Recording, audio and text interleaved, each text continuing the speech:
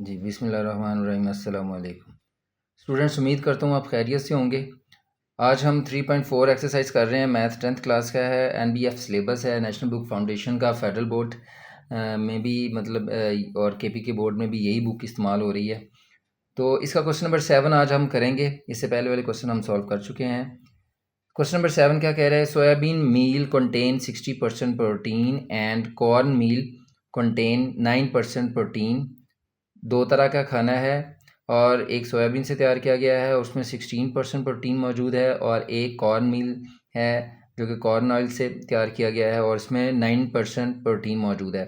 How many pounds of each should be mix together, यानी दोनों मील के कितने पाउंड जो हैं वो हम मिक्स कर दें in order to get 350 pound mixture, ताकि उससे हमारे पास 350 पाउंड का एक मिक्सचर हासिल हो। दैट इज़ 12% प्रोटीन, उसमें प्रोटीन टोटल जो है वो 12% हो। ये बिल्कुल उसी तरह का है जिस तरह का क्वेश्चन नंबर हमने 6 किया है और बिल्कुल उसी मेथड से मैं करूँगा। जी स्टूडेंट्स, ये हमारे पास एक स्ट्रक्चर है।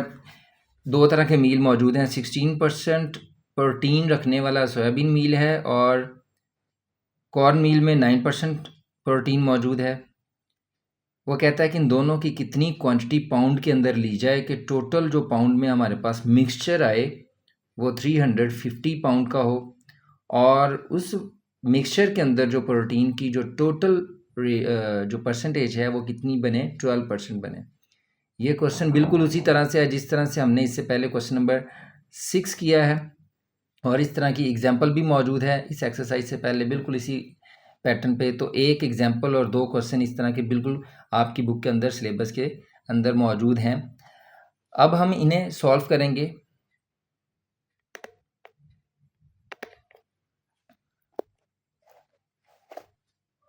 जी स्टूडेंट्स, क्वांटिटी ऑफ सोयाबीन हमने लेट कर ली है x पाउंड और क्वांटिटी ऑफ कॉर्न मील है y पाउंड। ठीक है,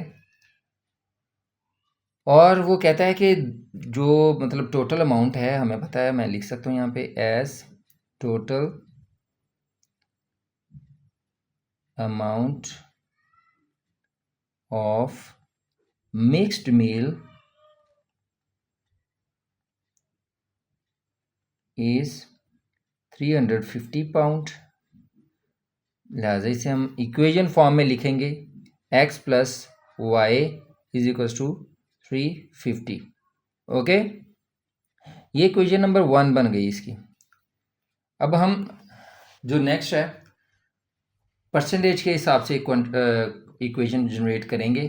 जैसे इसने लिखा है 16% अगर इसका लिया जाए और 9% यानी जो x क्वांटिटी है वो 16% प्रोटीन रखती है, और जो y क्वांटिटी है मील की वो 9% प्रोटीन रखती है। इन दोनों का जो मिक्सचर है वो 350 पाउंड बन रहा है और उसमें 12% मौजूद है प्रोटीन। तो हम इस हिसाब से मैं एक इक्वेशन जनरेट करूँगा। मैं लिखूँगा इक्वेशन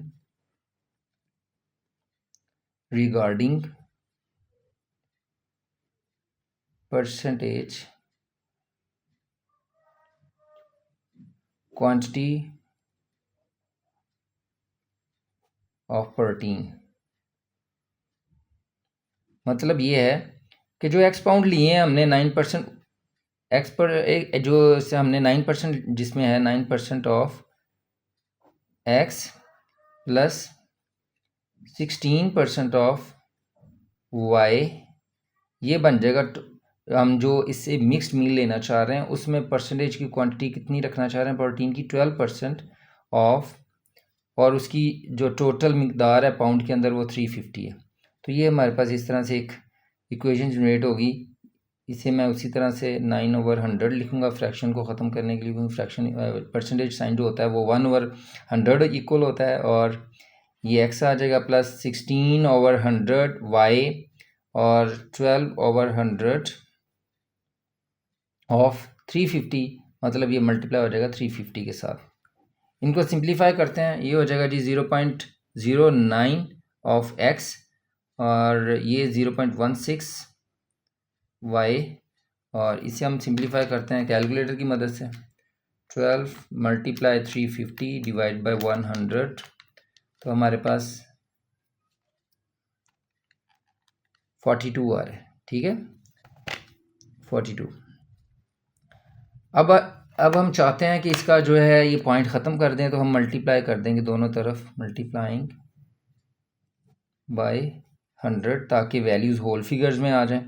इसे 100 से मल्टीप्लाई करूँगा तो ये आ जाएगा हमारे पास 9, और इसी तरह से इसे 100 से मल्टीप्लाई करेंगे 0.16 को, तो ये हो जाएगा 16y, और इसे 100 से मल्टीप्लाई करेंगे तो ये 4200 हो जाएगा, ठीक है। अगर कुछ कॉमन निकल रहा है तो उससे हम लेंगे कॉमन। उसकी वजह यह है कि टर्म्स हमारे पास छोटी हो जाएंगी, थोड़ी सी बेहतर हो जाएगा।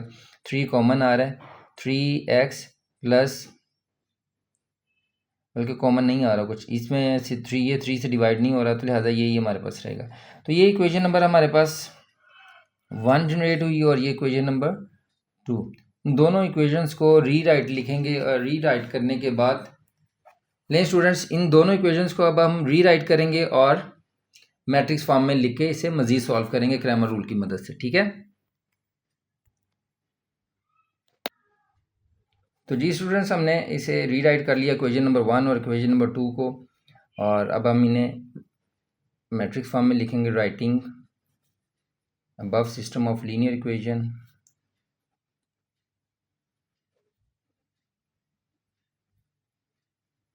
इन मैट्रिक्स फॉर्म।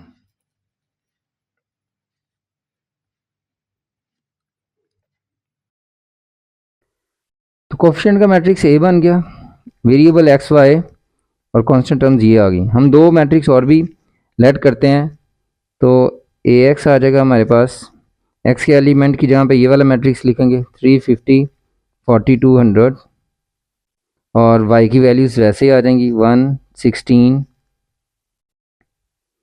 ए वाई लिखेंगे, ए वाई में एक्स के एलिमेंट वैसे आ जाएंगे 1 9 350 4200, वाई के एलिमेंट्स की जहाँ पे लिख लेंगे। अब हमें पता है कि एक्स की वैल्यू निकालनी है, तो वो डी एक्स ओवर डी, और ये इक्वेशन नंबर हमारे पास 3 हो जाएगी। एंड वाई की वैल्यू जो है वो D Y over capital D, ये इक्वेशन नंबर 4 हो जाएगी।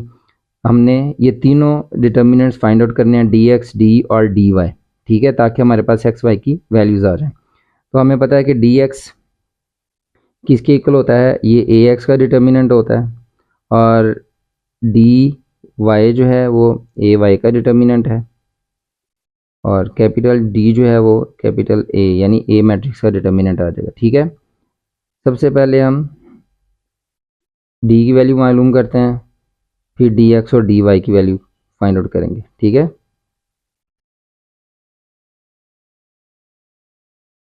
तो ए की वैल्यूज़ इसमें पुट करेंगे हम, ये लिखी हुई हैं 1 9 116 1 9 116, और इसे एक्सपेंड करेंगे। डायगोनल एलिमेंट्स पहले मल्टीप्लाई होंगे, 16 को 1 से माइनस 9 को भी 1 से करेंगे। 16 1 16 minus 9 1 9, diagonal elements multiply non diagonal elements.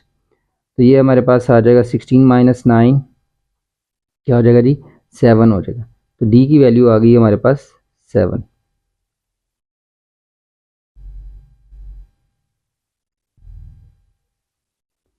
जी स्टूडेंट्स, अब हम डी वाई फाइंड आउट करेंगे। 1 9 350 मल्टीप्लाई बाय 4200, हम अभी एक्सपेंड करने के लिए, तो डी वाई इक्वल आ जाएगा 4200 को 1 से मल्टीप्लाई कर लें डायरेक्ट ही, 4200 माइनस 350 को 9 से मल्टीप्लाई कर लें, 350 मल्टीप्लाई बाय 9, ये हम कैलकुलेटर पे कर रहे हैं, तो ये हमारे पास आ जाएगा 3150। इसे माइनस कर देंगे 4200 माइनस 3150, तो ये हमारे पास आ जाएगा जी 1050 डी वाई की वैल्यू। ओके, अब डी एक्स फाइंड आउट कर लेते हैं। ए एक्स के डिटर्मिनेंट की वैल्यूज़ लिखेंगे इसमें 350 4200 1 एंड 16, इसको भी आप डायरेक्ट मल्टीप्लाई करें। डायगोनल एलिमेंट्स पहले 350 मल्टीप्लाई बाय 16, 350 मल्टीप्लाई बाय 16, ये आ जाएगा हमारे पास 5600 माइनस 4200, इन दोनों को मल्टीप्लाई करेंगे तो 4200, इनको भी सब्ट्रैक्ट कर लें, 5600 माइनस 4200, तो ये आ जाएगा हमारे पास 1400 dx की वैल्यू। तो हमने तीनों डिटर्मिनेंट की वैल्यूज़ को मालूम कर लिया है। Now putting values in equation 3 and 4। 3 थी x is equals to dx, ये पड़ी हुई है इक्वेशन, dx ओवर dx की वैल्यू कितनी है हमारे पास 1400 और d की वैल्यू जो है वो 7 है, तो ये हमारे पास आ जाएगा 200। नेक्स्ट हम करते हैं एंड y की वैल्यू फाइंड आउट करने के लिए dy ओवर dy की वैल्यू ये है 1050 डिवाइड बाई d की वैल्यू 7 और ये आ जाएगा हमारे पास y। ठीक है, y इक्वल आ जाएगा ये। तो इसको भी डिवाइड करेगा, अगर हम डिवाइड करते हैं 1050 डिवाइड बाई 7 तो हमारे पास आ जाएगा 150। ठीक हो गया, तो लिहाजा हमारा आंसर आ चुका है। तो हमने लेट किया हुआ था क्वांटिटी ऑफ सोयाबीन मील जो कि हमने फाइंड आउट करनी थी, अब उसे हम लिखेंगे हैंस हमें वो फाइंड आउट हो गई हैं दोनों वैल्यूज़। सोयाबीन मील की जो क्वांटिटी थी वो x थी और x की वैल्यू आई है 200 और इसे हम पाउंड में मेंशन करेंगे। और इसी तरह से क्वांटिटी ऑफ कॉर्न मील जो कि y के इक्वल है और इसकी वैल्यू आई है 150 और इसके साथ भी यूनिट मेंशन कर देंगे पाउंड। अगर इन दोनों का सम लें तो हमारे पास 350 पाउंड टोटल अमाउंट बन रही है। तो उसने कहा था कि आप एक्स और वाई जो हैं, एक में 16% थी प्रोटीन, एक में 9% थी, तो दोनों से आपने एक ऐसा मिक्सचर तैयार करना है कि जिसमें 350 पाउंड मौजूद हो, टोटल 350 हो और जो प्रोटीन की अमाउंट है वो 12% मौजूद हो। तो हमने आंसर निकाल लिया है। अब हम नेक्स्ट क्वेश्चन की तरफ मूव होते हैं। ठीक है, तो क्वेश्चन नंबर 8 की स्टेटमेंट क्या कहती है देखते हैं हम। The perimeter of a lot mean plot की बात हो रही है। एक प्लॉट है, उसका जो पेरीमीटर है वो 190 मीटर है। The width is 1/4 of the length, find the dimensions. Dimensions का मतलब होता है जो उसकी लेंथ है, मतलब लेंथ और विड्थ जो उसकी एजेस हैं उनकी जो लंबाई है उनको डायमेंशन कह रहा है। एक एज लेंथ बन जाएगी और एक एज जो है उसका विड्थ हो जाएगी। तो हमने उसकी लेंथ और विड्थ फाइंड आउट करनी है। ठीक है, तो हम सपोज करते हैं हमारे पास ये एक, क्योंकि लेंथ और विड्थ इक्वल नहीं है, वो हमें कैसे आइडिया होगा, वो हमें यहाँ से आइडिया होगा कि उसने लिखा हुआ है कि the width is 1/4 of the length. इसका मतलब है कि उसकी जो चौड़ाई है वो लंबाई का 1/4 है। 1/4 का मतलब अगर उसकी जो लेंथ है वो 20 है तो 1/4 मीन 20 से 1/4 को मल्टीप्लाई करेंगे 1 और 4 को, तो ये मेरे पास आ जाएगा 5। तो अगर इसकी लेंथ जो है वो 20 मीटर है तो उसकी जो विड्थ होगी वो 5 मीटर होगी। सिंपल सा है बड़ा। तो हमें पता चल गया, आइडिया मिल गया कि लेंथ और विड्थ जो है वो दोनों सिमिलर नहीं है और ये रेक्टेंगल की बात हो रही है। प्लॉट जो है वो एक रेक्टेंगल की तरह का है। तो मैं यहाँ पे सपोज कर लेता हूँ कि इसकी जो लेंथ है वो x मीटर है और जो हमें कैसे पता चलेगा इसका यूनिट मीटर है, ये पेरीमीटर में गिवन है, यूनिट जो है वो मीटर। अगर सेंटीमीटर होता तो मैं यहाँ पे सेंटीमीटर ही सपोज करता। और जो इसकी विड्थ है वो सपोज कर लेते हैं कि वो y मीटर है और इसका जो पेरीमीटर होता है ये बाहर वाली आउटर बाउंड्री जो होती है इसकी टोटल लेंथ। ठीक है, तो अब हम देखते हैं। फर्स्ट ऑफ ऑल गिवन ये है कि perimeter of the rectangular plot, उसका जो पेरीमीटर है वो 190 मीटर है हमारे पास। ठीक है, और जो चीज़ फाइंड आउट करनी है वो है डायमेंशंस। उससे हम हमेशा सपोज करते हैं जो चीज़ फाइंड आउट करनी होती है तो मैं लेट करूंगा, let the length of the plot is equals to x meter and the width is equals to y meter. Okay, थोड़ा सा गैप देकर यूनिट लिखेंगे, ये XM YM ना लगे, मतलब डिफरेंट ये यूनिट है, ये उसकी लेंथ की क्वांटिटी है, मिकदार है। ठीक है, अब हम देखते हैं उसने चूंकि कहा हुआ है कि जो अकॉर्डिंग टू गिवन कंडीशन, मैं यहाँ पे लिखूंगा अकॉर्डिंग टू गिवन कंडीशन, क्या कंडीशन है कि लेंथ और विड्थ आपस में इक्वल नहीं है। मैं लिख रहा हूँ width is equal to length, लेकिन ये इक्वल नहीं है। उसने कहा कि जो विड्थ है वो लेंथ का 1/4 है। 1/4 मीन 1/4। तो इनकी वैल्यूज अगर हमने जो सपोज की हुई है, विड्थ को सपोज किया हुआ क्या y इक्वल 1/4 और लेंथ को सपोज किया हुआ हमने x। ठीक है, मल्टीप्लाई का साइन इसलिए नहीं लगा रहा हूँ कि x और मल्टीप्लाई सिमिलर लगेंगे, इसलिए ये यहाँ पे भी मल्टीप्लाई ही हो रहा है। तो सॉरी, ये 1/4 है कि मैं इसे दोबारा कर लेता हूँ। विड्थ की जहाँ पे हम लिखेंगे y, ये 1/4 और लेंथ की जहाँ पे लिख देंगे हम x, और x इसके साथ मल्टीप्लाई हो रहा है। ठीक है, और ये 4y इधर आके मल्टीप्लाई हो जाएगा y के साथ, और इक्वेशन अगर हम सेट करते हैं तो ये बनेगा x माइनस 4y इक्वल 0। ये बन रही सारी इक्वेशन की राइट साइड लेफ्ट पे ले आओ और लेफ्ट साइड राइट पे ले आए तो इससे कोई फ़र्क नहीं पड़ता। ये हमारे पास एक इक्वेशन बन गई है, इक्वेशन नंबर 1। ठीक है, इक्वेशन नंबर 1 है x माइनस 4y इक्वल 0। अब जब हम दूसरी इक्वेशन बनाएंगे वो इसके पेरीमीटर की मदद से बनाएंगे। हम सब जानते हैं, एज वी नो दैट, क्या जानते हैं, द पेरीमीटर ऑफ रेक्टेंगल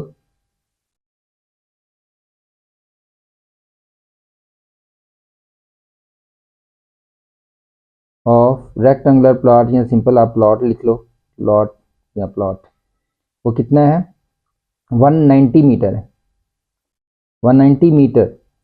अब पेरीमीटर का फार्मूला क्या होता है रेक्टेंगल का, 2 into length plus width is equal to 190। अब लेंथ की वैल्यू क्या है जी, लेंथ की वैल्यू हमने सपोज की हुई है, ये ऊपर लेंथ x है और विड्थ y है।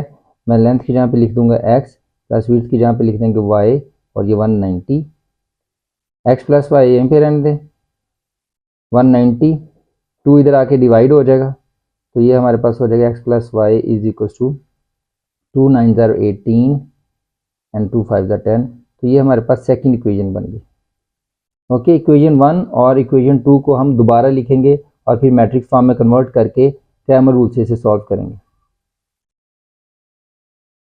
तो ये मेरे पास इक्वेशन को मैंने रीराइट कर लिया। अब हम इन्हें writing above system of linear equation in matrix form, writing in matrix form, ये सिंपल भी लिख सकते हो आप।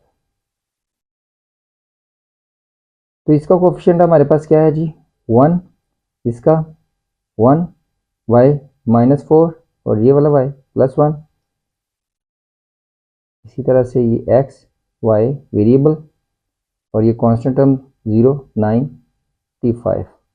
इनके नाम सपोज करेंगे, लेट करेंगे। a इक्वल है 1 1 माइनस 4 1, x इक्वल है एक्स वाई, और ये b है 0 95। ठीक है, और दो मैट्रिक्स और लेट करेंगे, ax इक्वल होगा 0 95 और इसके y के एलिमेंट्स वैसे आ जाएंगे -4 1। ए वाई मैट्रिक्स सेलेक्ट करेंगे 1 1 वैसे आ जाएंगे और y के एलिमेंट्स की जहाँ पे 0 95 आ जाएगा।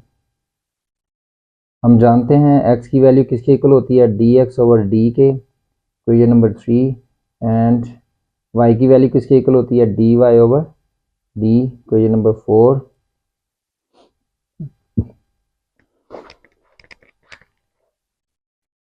तो अब हम तीन डिटर्मिनेंट फाइंड आउट करेंगे, d dx और dy। ठीक है, तो d किसके इक्वल है a के डिटर्मिनेंट के, dx ax के डिटर्मिनेंट के इक्वल है, और dy इक्वल है ay का डिटर्मिनेंट। ठीक है, तो हमने ये तीन कॉलम बना लिए।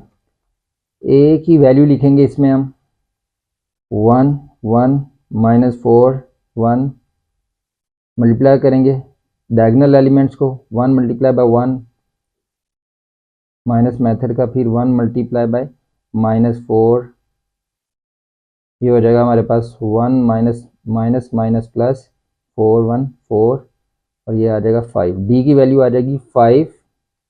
अब डी एक्स एक्सपेंड करेंगे, एक्स की वैल्यू ए एक्स की वैल्यू है 0.95 -4 और 1। जी मल्टीप्लाई करेंगे 0 और 1 को, माइनस मेथड का, फिर 95 और -4,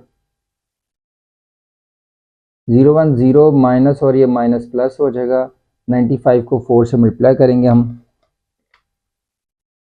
95 मल्टीप्लाई बाय 4, ये आ जाएगा हमारे पास 380। ओके 380 और डी एक्स की वैल्यू आ गई हमारे पास 380। और ये लास्ट में हमारे पास डी वाई, ए वाई की वैल्यू है जी 1 1 0 95।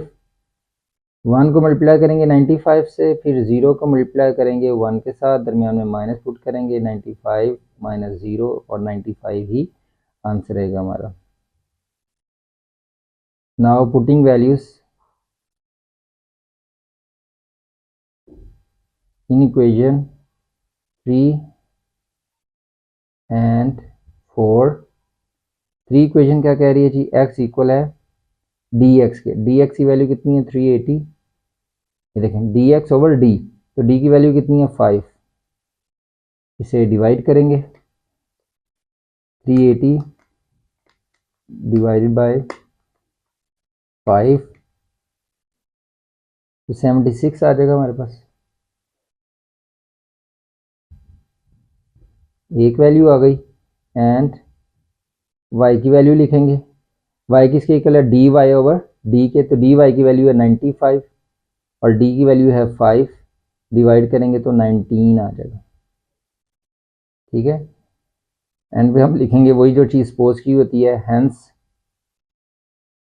लेंथ ऑफ द प्लॉट, वो हमने एक्सपोज की हुई थी, वो इक्वल आ गई 76 मीटर के। And width of the lot is y, और वो किसके इक्वल है 19 मीटर के। अगर हम इन दोनों को दोनों की मदद से पेरीमीटर फाइंड आउट करें, तो आपको पता है ये चेक कर रहे हैं जस्ट अपने सेटिस्फेक्शन के लिए। चेक में क्या होगा, 2 इंटू लेंथ प्लस विड्थ, तो अगर हम इसे ये इस फार्मूले में वैल्यूज पुट करेंगे, 2 इंटू एक्स, एक्स की वैल्यू 76 प्लस 19, 76 और 19 को ऐड करें,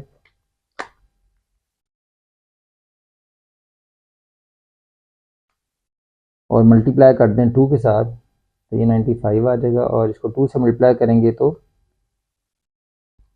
हमारे पास 190 आ रहा है, जो कि इसका पेरीमीटर था। ठीक है, तो यहाँ से हमें चेक हो जाएगा कि हमारा आंसर बिल्कुल ठीक है। तो ये स्टूडेंट्स से हमारी एक्सरसाइज ख़त्म होती है। अब जिन स्टूडेंट्स को ये वीडियो अच्छी लगी है और ये सारी एक्सरसाइज उन्हें समझ आई है, तो वो इस वीडियो को लाइक भी करें और अपने फ्रेंड्स के साथ इसे शेयर करें। और जिन दोस्तों ने और स्टूडेंट्स ने इसे अभी तक अगर मेरे चैनल को सब्सक्राइब नहीं किया हुआ, तो उनसे रिक्वेस्ट है कि काइंडली आप इसे सब्सक्राइब करें और मज़ीद आने वाली वीडियो के लिए आप बेल आइकन को भी प्रेस कर दें। बहुत शुक्रिया जी, अल्लाह हाफ़िज़।